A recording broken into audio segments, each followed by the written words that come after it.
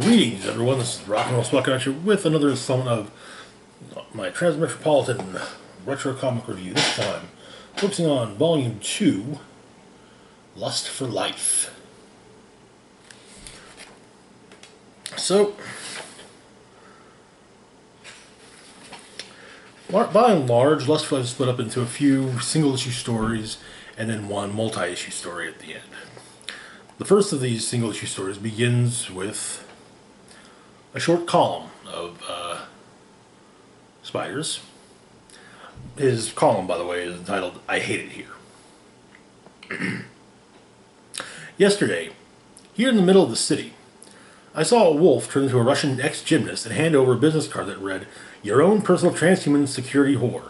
Sterilized innards, accepts all credit cards," to a large man who wore trained attack canters on his face and possessed 75 indentured Komodo dragons instead of legs.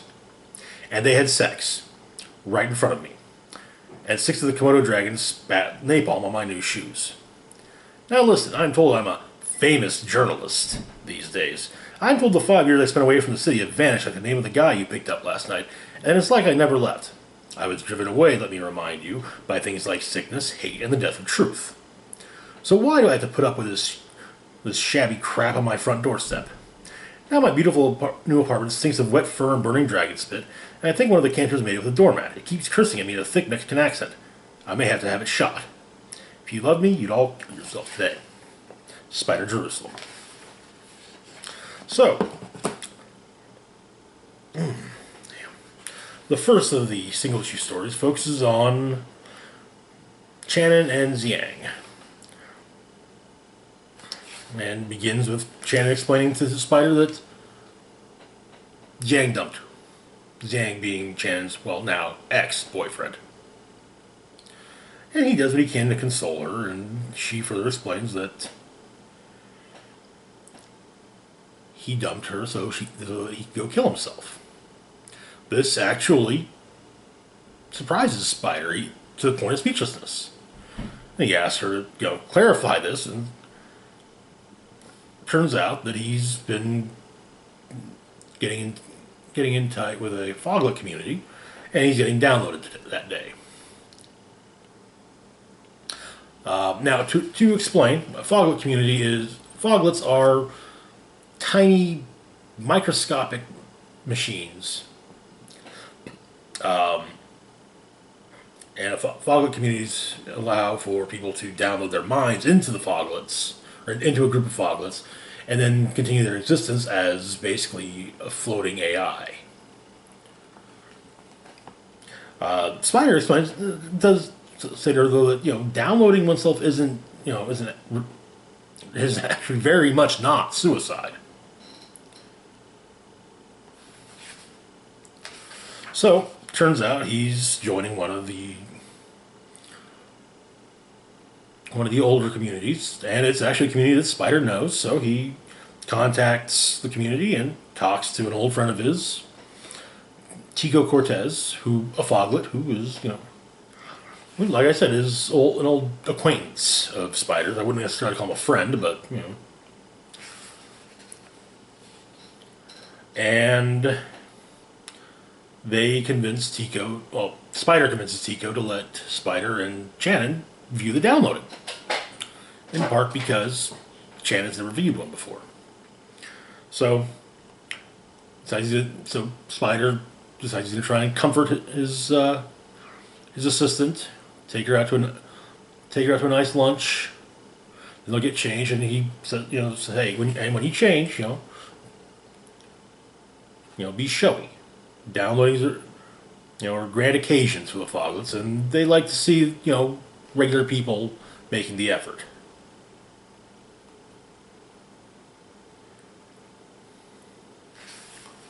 So they do so, and Spider goes over the history of Foglets. It's all started up with a guy named Hans Moravec. Born in Canada, born in Switzerland, brought up in Canada. And one day he woke up with the question, would intelligent robots be like people, or would they be people?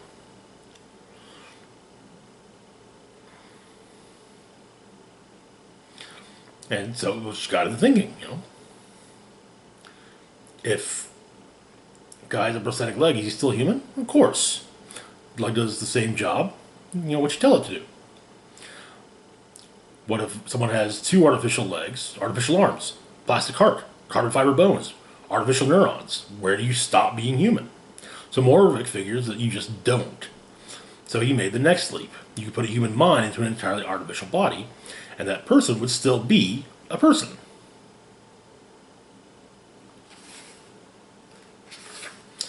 Which would also technically make it immortal, because it's now, data. So they arrive at the Foglet community, and Spider introduces Shannon to Tico. Also of note, the column that's going to be written on the downloading is going to be written by Shannon and not Spider, and in fact, instead of his byline, it will be her byline, and she'll get paid for it.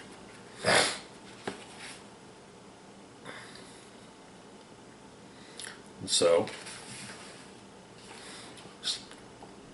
Tico further explains what Foglets can do, and he makes a flower out of seemingly thin air with the Foglets that comprise him. And so they go to the downloading suite, and the downloading commences, which includes which culminates with the chemical energy of Xiang's body being used to basically turn on the Foglets that have gone into him and now comprise him. And apparently, it turns out that downloading is no longer the big grand occasion that it used to be, because, well, the Foglets decided it was all a bit regular for them.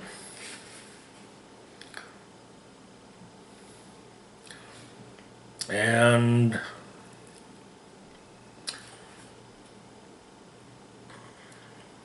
then when Xiang the Foglet comes to, the other Foglet who helped perform the downloading meets him, and the two have Foglet sex, which of course causes Shannon to bolt out of the place with Spider close behind. And that's where the next issue is actually pretty much just a written column, and it focuses on cryogenic revivals. So I'll just end up reading the column in its entirety. It was her heart that chased Mary into the cold. Her first heart attack was a shock. She jogged every day, took her nutritional supplements, and the hopeful age retardation courses. She and Stephen moved from Southern California to Northern, taking worry and angina with them, away from that harsh, dry heat, towards easier climbs and better doctors. The second attack caught her as she looked out on San Francisco Bay. There was going to be a third. The doctors talked bypass, but their eyes were empty of promise. The young don't lie well. She looked at her own heart that week on the new hospital scanner. It was starting to look like something that had been left out of the fridge too long. A week later, she and Stevens signed contracts with the Riley Life Extension Foundation. A month later, she managed to croak out, "See you later," to Stephen before her heart went at gray and still. And that was 64 years done with.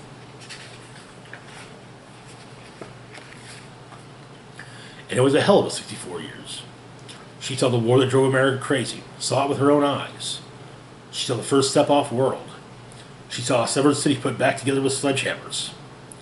She saw William Burroughs and Nelson Mandela and Richard Nixon and the Beatles and Mother Teresa. There was history in Mary's head. Hard history. Hard lived and loved. And all Mary wanted was to keep seeing history. Her contract was for a neuro job, neurological suspension. The busy optimists at Riley ever so gently hacked off Mary's head, wrapped it in fairly crude protective fabrics, and dropped it into a steel can full of liquid nitrogen, like throwing a coin into a wishing well. Mary's head was frozen at negative 186 degrees Celsius, and racked up with everyone else they were tossing down at the time. Stephen died of some disgusting disease in Kuala Lumpur 3 years later, way the hell too far from Riley. He died hard, fists clenched, eyes shining with anger. An endless future with his beautiful wife had been stolen from him, and he died with hate and a sadness too big for his mouth to capture. Stephen's last words were, "If you people ever wash your fucking toilet seats." 6 weeks ago, Reclamation got to Mary's camp. They drained out the liquid nitrogen while looking at their watches, and got Mary's head into a Providence field before hauling ass down to the African for lunch. Studs full of matoke, they came back to find out that Mary was who the ancient suspension contract said she was, so they got to work growing her the body the contract said she wanted. Riley were busy optimists after all. They knew nanotechnology and free cloning had to happen sometime. Either that or we all go up in a mushroom cloud or whatever the Ragnarok du jour was. So they offered special options to their clients. Awaken a new world with the body of a 20-year-old. Hell, any 20-year-old. Request your youth back, or pin a picture of the look you want to your contract. Whatever. Riley didn't have to deal with your crazed demands, after all. You want the head of John Wayne, the body of Arnold Schwarzenegger, the cock of a Brahma bull, and testicles like basketballs? Sure, in the future everything will be possible. All these years later, then, City Reclamation fired a miner into her to excavate physical template memory, but it just fell into a wet, ice-damaged mess. Damage from the imperfect business of freezing. Damage from the uneven process of thawing. So they started in with the repair infection. 1,000 regiments of robots, each the size of a molecule, all stamped into Mary's brain. At that size, it's not a problem to move individual atoms around like building blocks, assembling what you need from what's available. Scouts hunted down cellular information structure in Mary's brain and then sent the grunts off to work, patching Mary's brain back together cell by cell. Reclamation had time for a coffee. Refiring the miner, they nailed Mary's physical template memory, took a decent trace off it, and plugged the numbers into the quick tank. Bacteria-level robots, and a mixture of water and soil, started building the most complex machine in the world. Think about it. The quick tank is given a job most of us would laugh out of town. Build a sophisticated camera capable of full 3D input and peripheral pickup, using only water and jelly. Build an eye. At 3 in the afternoon, Sita finally managed to spit some skeleton saliva into the wet lock of the boss's private drink cabinet. Sita used to be a cat burglar, civil servant wasn't much of a career change. So Reclamation broke open some cherry vodka while Mary was growing in a bottle of dirty water. By the time Mary's new body was ready, Sita had managed to get Michelle drunk and was giving her one in the toilets, and Umberto was taking a piss into Mary's empty suspension can, marveling at how the urine crackled as it struck the residue. The wobbling remainder of Reclamation wrestled out the transfer hoses, linked Mary's shattered old head up with the newly minted disease-free 25-year-old Mary, and piped her mind over. And that was that. They put a call into the Reclamation counselor, he'd Sita off with Michelle, and gave her a crack up to the head, and hauled down to the bar for the night. And that was Mary's second birth, done with. 5 minutes later, the nanotech life support systems riding Mary's new bloodstream released all its locks and allowed her to wake up. She came to, alone and wet, scraps of mud on her fingernails, and a stiff body that felt like a glove too small, in a grubby room without windows. Mary had already gone into mild shock when the counselor turned up 10 minutes later. The counselor had recently been left by his wife and had more important things on his mind, like where the hell else was he going to find a woman prepared to do all the horrible things in bed that he required to get it up. He was immediately impressed by Mary. Young, slim body, slightly glassy look in the eyes, mildly concussed expression, what could be shit under her nails, very good.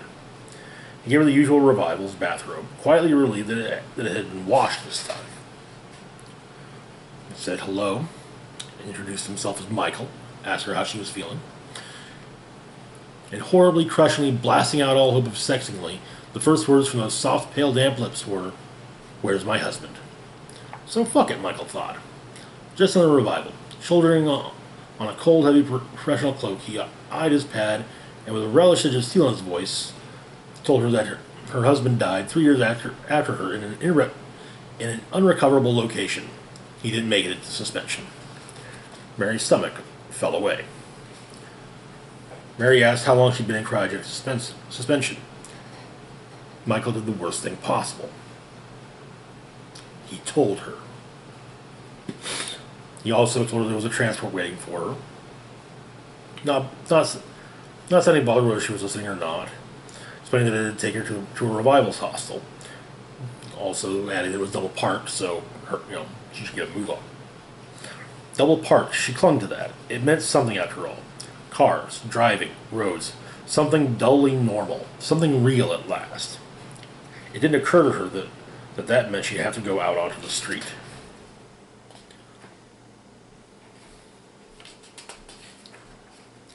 The ride down was ordinary. There'd be an ordinary car or bus waiting for her outside on an ordinary street. How much could things change? Oh, it'd be weird, sure. She expected that. But she coped well enough with the massive changes she saw in her first lifetime. From a 4-digit phone number to the net, from wooden planes to the Mars rover. From there to here. And she steps outside and sees what the world has become. She collapses on the street in shock. She barely registered the journey to the hostel. Everyone was at dinner when she got there. No one thought to feed her. She was led through a maze of beds that smelled sharply of the people who slept in them. Looking at her new charity-donated clothes, still bearing the ammonia spore of the man who wore them last, Mary's shocked brain started to a new understanding. She wasn't wanted here. She was revived out of a sense of begrudged duty. She'd been foisted upon a future already busy enough with its own problems by a past that couldn't have cared less. She could have told the future what it had been like to meet Che Guevara in that old Cuban schoolhouse. She could have told him about the last queen and Albert Einstein and a million other true stories besides. But the future didn't want to know. It honored the contracts with the past, revived them, gave them their money back, even adjusted the sums in their favor against revaluation and inflation, give them the hostels. Put them away with a new unspoken contract. Don't bother us. We're not interested. Everyone else in the hostel had been damaged in the same way as Mary. Sooner or later they took an unfiltered look at the outside world, and it burned out something important in them. There were fights in the hostel, and the alleyways surrounding. The hospitals were used to it. Gashes and blunt force trauma inflicted by blunt butter knives, the closest thing to weapons made available in plenty in the hostel's canteens. There were tears and screams in the night, every night. Some of them were Mary's. Revivals were thrown out of the hostels during the daylight hours, onto the streets. Many revivals go into light catatonia on the streets. The tougher ones traditionally round them up and drag them back home at mealtimes. Mary sits to the alleyways, where the light and sound of the city is screened out a little, and she talks to anyone who will listen. She tells of how she was revived, tells it in a cold, quiet, terrible detail. She has a photographer's eye. She's made a still documentary for her new life up in her chilled head, and she tells stories of the past. Great, rich, warm stories of Stephen Hawking mapping the universe from a wheelchair, of dancing with children in Zimbabwe dust, and walking through Moscow snow with Mikhail Gorbachev. John Kennedy playing grab-ass in the White House. Nelson Mandela laughing at dirty jokes on a Joburg street. A kid walking in front of a Chinese tank. The stories that make us great. Mary will live for maybe another century, but her story's over. Because you wouldn't have it any other way. The spider, having finished his column, sends it and goes out onto his balcony. It's snowing. Finishes his cigarette and chucks it over the railing. The next of the single issue stories deals with Spider doing a report on the cultural reservations. Again, there's an included bit of column. When history looks down its weird, evolved, vestigial stump of a nose at us, it'll have a lot of very shitty things to say. But it will eventually have to admit that the reservations justify our existence. We may have been crazed, strange, and entirely too eager to find new things to have sex with. But we went out to preserve great chunks of this planet's culture, and we damned well did it with some style. So,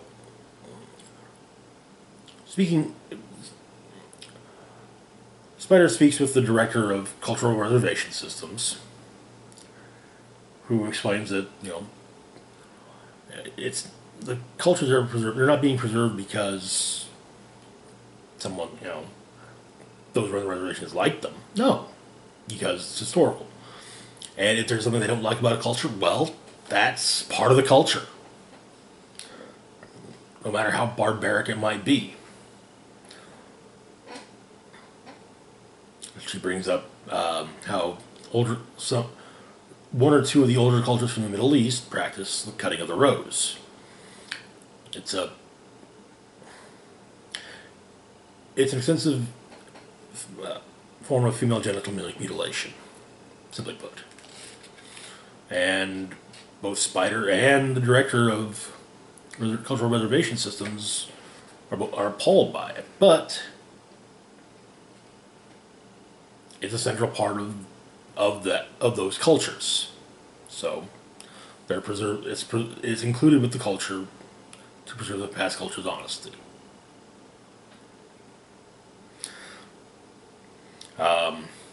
This also begins the first of many points within where Spider unsuccessfully asks a woman to dinner with him. But she explains that Spider now has a 24-hour pass for all the reservations, and told him to hit up as many as he likes. And there's a special pass for something that falls under their purview. It's different, and suggests he make the effort to see it. We then get the story then goes further back, showing Spider making the decision to write a story about the reservations. While he was sitting in a bar, and AM Newsfeed brought up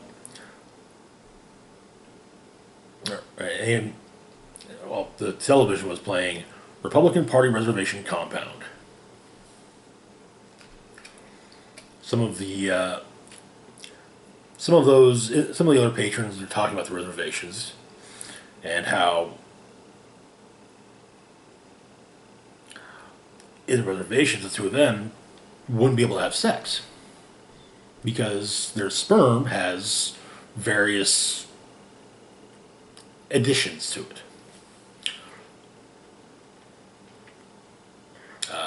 The anti-cancer trait, designer warts. Whereas in the reservations, everyone has only, for example, a Depression era Dust Bowl reservation would have none of the only things that would be scientific advances up to that point. Even if those advances are things that would help the people in the reservation, they're not things that that people in that time period would have had. So, the honesty of the culture.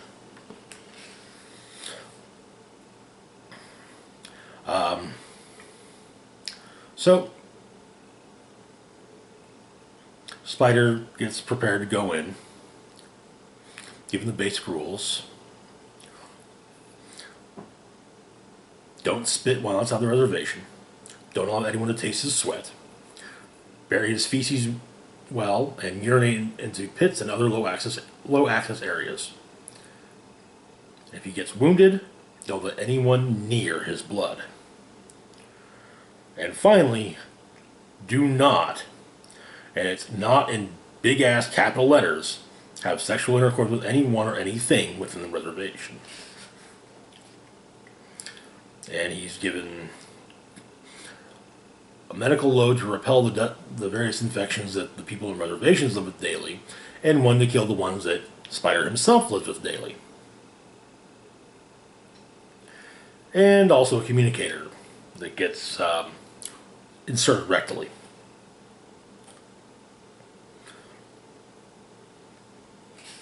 So he goes through.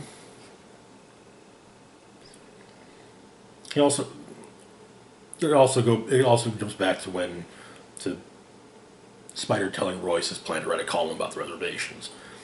And a plot point does get brought up about how a farm that he ripped into in a column is talking lawsuit, but Spider really doesn't care.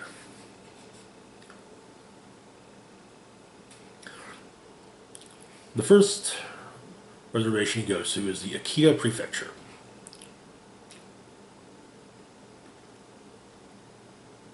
Verbal notes dictated into subdermal recording section follow. Flutes talk to each other across the fields. Hell, I know what those are. Shinobu. Flutes handcrafted from bamboo.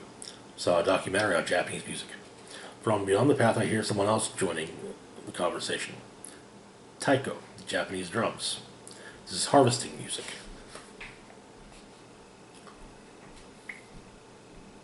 Then at the Cow Reservation. I think what amazes me the most is that people volunteer to live here. Because once you're on a reservation, you can never come back. Your lifespan is dialed back to the natural average lifespan of the culture and time period. Your immunity years are stripped out, as are all the rest of your useful modern genetic traits. And your memories of being a modern day human are locked off forever.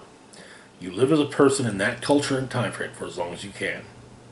And you die there. He gets to the die there part as a human sacrifice is committed. The Takao Reservation is due for shutdown in about 10 years' time. These heads are tossed into the waters adjoining the city, which are considered sacred. There's an awful lot of rotting heads in that water. They drink from that water. It may be sacred as all hell, but it's so full of disease right now that they could probably cut the water into blocks. It'll kill them, just like it killed the original Mayan cities. This is the 5th Takao Reservation. People die to teach us lessons about religion and environment. We keep history close to make damn sure we learn from it. There's also a bit included in the column about people that do manage to get out of reservations.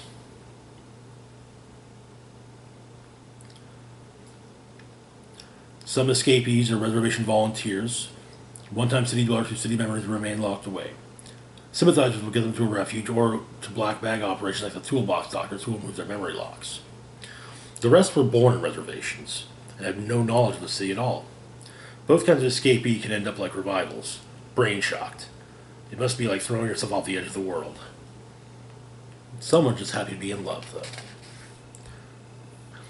Next, he visits the Farside community, which is the special reservation that was suggested to him. While there, he gets hit with some eye pollen. And Spider, when he learns that he's hit with eye pollen, explains that eye pollen was banned 20 years ago. Stuff built up in your synapse gaps, brought on an Alzheimer's-like effect. And he starts to wonder if maybe his brain's been doomed.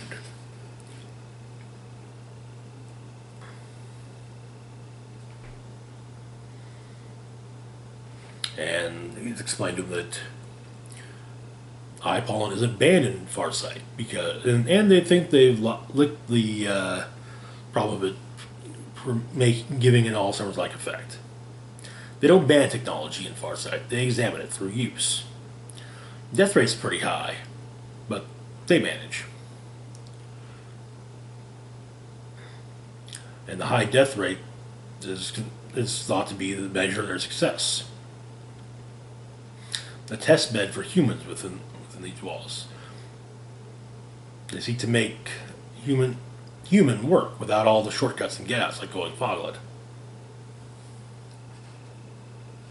They're trying to learn the histories of the future before it arrives. And the issue ends with Shannon showing back up.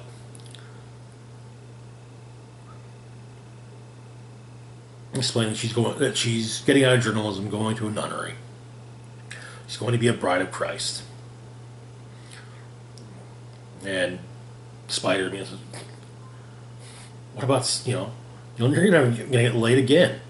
But she explains that no, when she says bride of Christ, she means Fred Christ.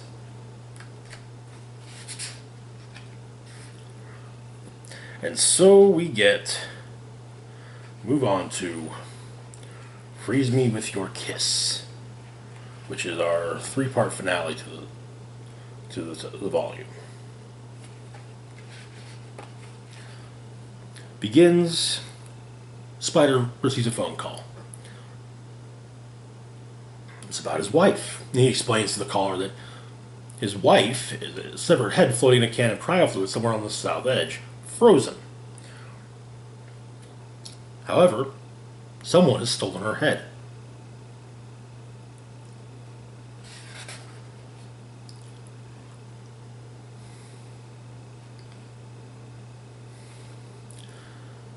And he further explains that it's not really his wife, it's his ex-wife. Before she was frozen, she left specific instructions about her revival. That she is not to be revived until there's incontrovertible evidence that he is definitely and irrevocably dead. So he really doesn't care if someone's stolen his wife's frozen head. Shannon takes her leave. Royce calls Spider. There's some trouble. There's a death threat. He's like, okay, I get death threats every day. Like, oh, there's a death threat. What is it, Tuesday? Then his phone gets cut off. Or, no, actually, there's a knock at the door. Some hitmen have arrived. He gets the gun from one of them, uses lethal force on them.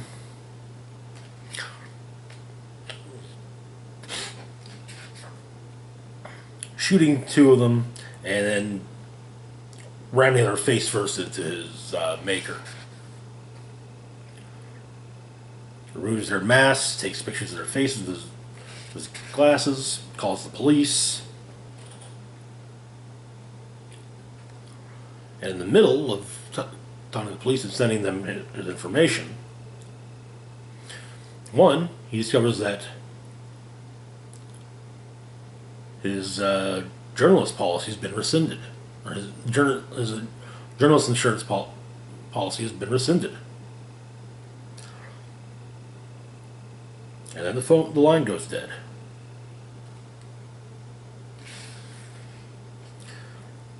Then cut to the police dog kennel. The police dogs that the city police department uses are, well, sentient. They can talk. Clearly they've all been modified. And one in particular, though, Stompamato, has a vendetta against Spider Jerusalem. It seems that once upon a time, Stompamato was rather well endowed for a dog. So on the side, he works security sometimes, the private security. And he was doing a security gig and then went to a strip club in Angel's 8. And this couple shows up. Girl used to work the club, and her boss, some weirdo. The weirdo being, of course, Spider. Well, he claims they were disrespectful to him, and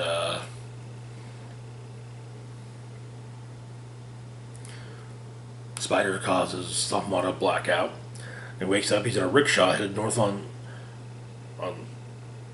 Levinstrom. He's got lipstick smeared all over his muzzle. He's in a rose-colored cocktail dress. And his dog hood is gone. But then Stompamato gets a call. He proceeds to the Pupin Grove apartment compound, Suite 2288. The occupant has been assaulted and defended himself with deadly force. None of the usual law insurances this time should be brought in. So Stompamato asks the name of the perp. Spider Jerusalem. Back at the Back at Pupin Grove, Spider is making good his escape and asks one of his neighbors to watch after his cat. Royce, however, back at the office, is having a problem. Can't get a hold of Spider, and there appears to be it looks like a headless child that claims to be Spider's child in Royce's office, which is where part 1 ends. Part 2 begins with first an explanation of the last time there was a hit put out on Spider. It was in the end of what became known as the War of Verbals between France and England. Basically, France was pushing back on the oversaturation of the English language. It's explained that they basically just wanted to keep French as the primary language in France. But all the feed sites and TV shows are in English. Spider explains that, Anthrax, Cat, and Sex Puppets speak English. The paying masses never gave a shit about the Miserables until it became an Anglophone musical. The person he's talking to is a fellow reporter. And in fact, the letters and calls from, I believe he's a reporter, but the letters and calls have been great help with Spider's story on the war. But apparently there's a contract on Spider, and Spider's been booked a quick flight out back to America.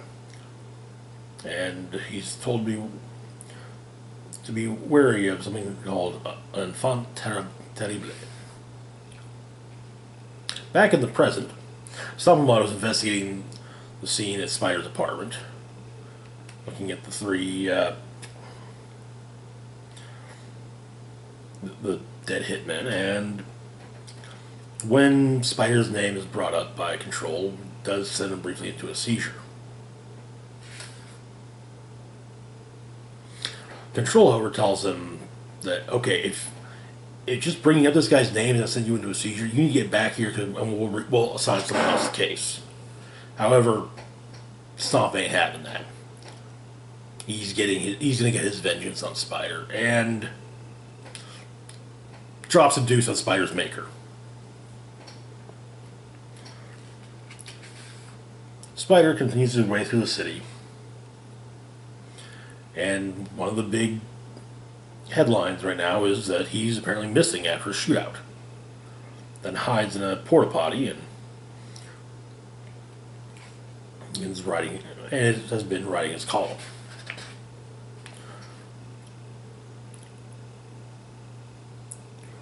Royce is listening to the headless child talk, blather on and on, when his assistant brings him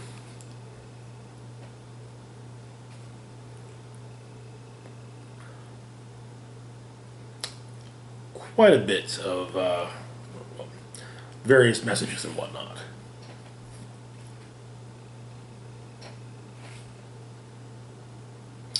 And comes up that, oh, yeah, so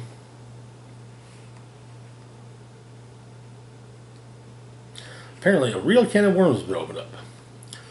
The disappearance of the theft of the frozen head of Spider's ex-wife, the sudden appearance of Spider's kid. Yeah. Finally, Spider's able to get into the word site. He contacts Royce.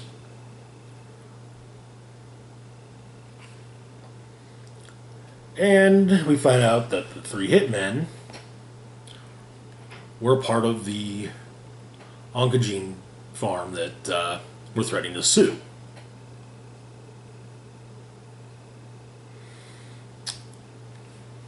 Well, yeah, they apparently they took his expose on them rather personally.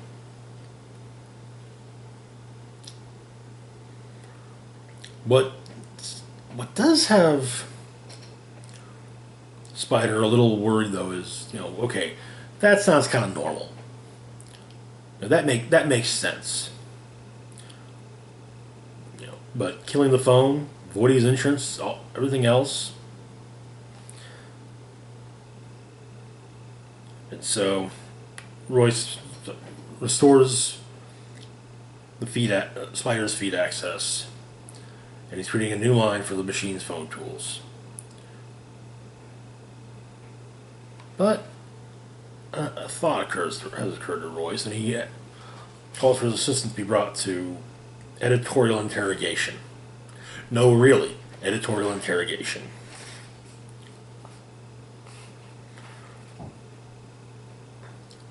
Turns out that, yeah, his assistant is seeing the vice president of the oncogene farm and had been for 6 months. But also, she claims that Spider turned her into a porn star. Meanwhile, at the porta potty Spider's hiding in, well, he's been found. Which is where the third part begins.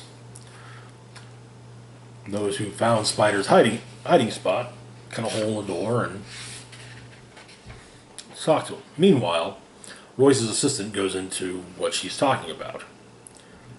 Apparently, she had gone with Spider to a strip club that was being accused of emotionally manipulating the audience into causing orgies.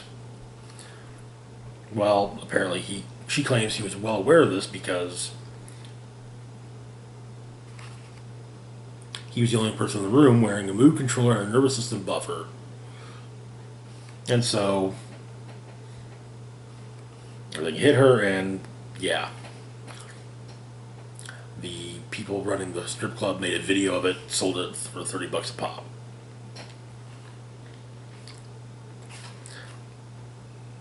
This was apparently 6 years ago.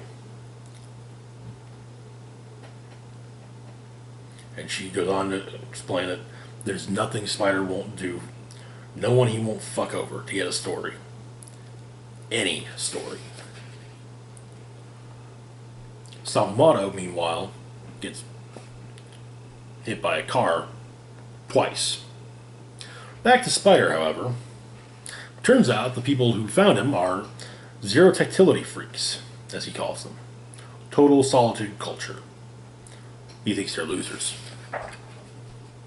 They explain that they have his wife. Well, after he hears that, he explains that he's considered the information carefully, and that he couldn't give two tugs of a dead dog's dick about his wife, and that they can keep her. So they remove the rest of the door, drag him out,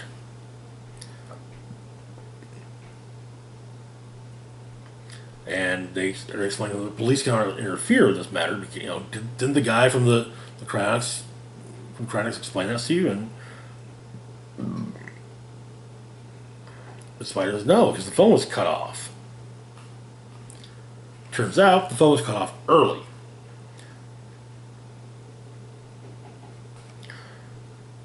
And so the member of the zero tactile that failed is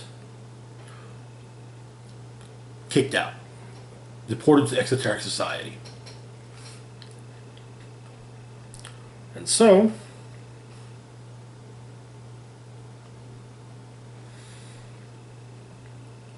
it's explained that Spider was to be cut off from his society in the time between speaking to the guy from the Cryonics facility and their arrival at his home.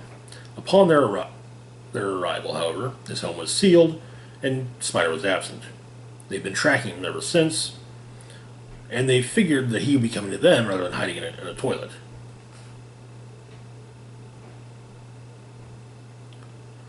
And it's explained that a taboo is broken in their culture by an act of force without consent, and that Spider is guilty. We also got a brief news feed bit explaining that the people who tried to kill Spider have been found. Following evidence obtained and handed to the media by the Word, the police were forced to take action and have attended the George Wallace Oncogene Farm, submitted an expose by Jerusalem to make arrests. Jerusalem revealed that practices at the farm, which makes anti-cancer trait genetic plugins, were at best illegal, and that the proprietors were refugee children, largely from Turkey and Samoa, as growth beds for the trait. The farm's managers colluded in the assassination plot as reprisal for the story. However, Jerusalem remains in hiding. The reports are coming in of a man fitting his description being stolen from a public toilet. Picks back up with Sapamato, who's not doing well, having been hit by a car twice, and ends up in an alleyway full of cats.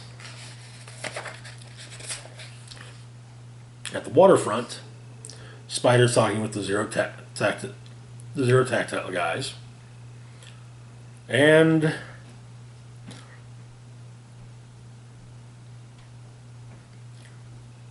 they tell him what happened. A very drunk woman drove through their place one night. She folded her car neatly into a telegraph pole and staggered into their community hall.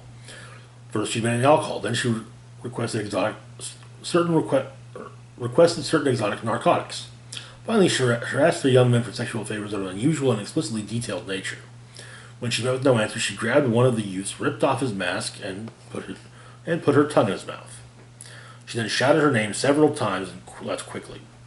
Police were waiting for her. We sought to lodge a complaint, but the woman gave the police something in excess of $10,000 and asked for a ride home. By the time they located her, she had been frozen. That night comprised her final binge before being cryogenically preserved. No next of kin, and it took a while to ascertain that Spider was her husband, by which time he'd left the city. They needed revenge, and one of their own had been stolen from us by this breaking of their strongest taboo. Spider realizes that his ex-wife set him up, which does not make him happy. There's further trials. And then cut back to Sapamato, who passes by a church and is splashed with their version of holy water, which, oh yeah, he did not fare well against the alley full of cats. Basically, it's making all the cat scratches hurt even worse, to the point of burning. So Spider explains his wife's plan to the zero tactiles. She breaks into their place, smashes a taboo that she knows gets the perp in the deepest of shit, and makes sure that they know her name. She knew she was going to freeze the next day. She knew then that they would pass her crimes along to her next of kin. It was his wife's last attempt to have him killed. And adding to it, she wants to come back, but won't until he's dead. Meanwhile, Stumpamato's getting closer, and he can hear Spider now. And he lunges for an attack, and completely misses the mark, falling presumably to his death. And so, Spider suggests a solution to the zero tactiles. So they give him his wife's head, and he chucks it.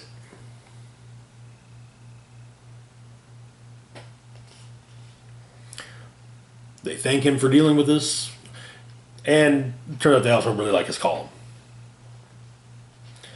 And so Spider goes on, returns to the Word,